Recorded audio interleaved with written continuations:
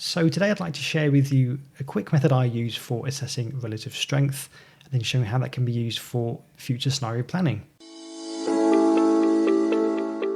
So I've got here 7 yen pairs, and we had 2 key drivers which saw the yen broadly weaken against all currencies, and that was headlines that US and China were to talk in this coming weekend, and that the PBOC, the China Central Bank, are to cut interest rates, which they did 2 hours later. So that's basically a double dose of good news for risk assets, and the trick here is to see which market outperformed its peers. And what you can see on this hour, the Aussie yen was the clear winner, rising 0.9% compared to, say, Euro yen, which rose only 0.3% in that same period. Also, other commodity currencies, they tend to move in tandem for risk on and risk off. And even the Canadian dollar and the New Zealand dollar only rose about 0.6% compared to the Aussie yen's 0.8%. So on that one particular hour, the markets clearly like that bit of news. And that's important because we know that US and China are going to be talking this weekend.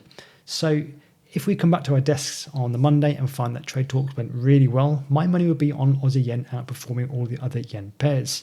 Conversely, you could say, well, what if trade talks go really badly? Does that mean Aussie yen would be the underperformer? I would argue no. Just because it was the strongest performer on that good news doesn't mean it's going to be the weakest if that news is to fully reverse. You want to look for a weaker currency that occurred on that occasion. I'd say Euro yen might be one of the underperformers simply because it didn't really move far off those lows on the supposed good news. So that basically means if we get good trade talks coming, Aussie yen should be the outperformer. If we get trade talks failing, Euro yen should be the underperformer. But another way of looking at this is where currencies are trading within their ranges over a certain time period. And you can see I've marked here Friday's high and the week to date low for each currency pair. And by the end of that first hour, Aussie yen had actually nearly erased all of the gains from Friday, and it traded pretty close to that cycle high. And again, you look at, say, dollar yen, pound yen, euro yen, they really are kind of lagging a little bit here. And that means that Aussie yen not only performed the best when that news came out, it also recouped the most losses of the previous 3 days.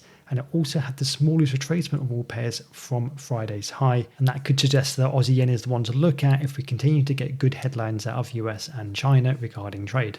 But the 2 basic techniques we can look at here are how did the markets react when the news came out? And the other one is where are they trading in relation to their recent ranges? And using those 2 techniques alone can give you a very good feeling for relative strength in general.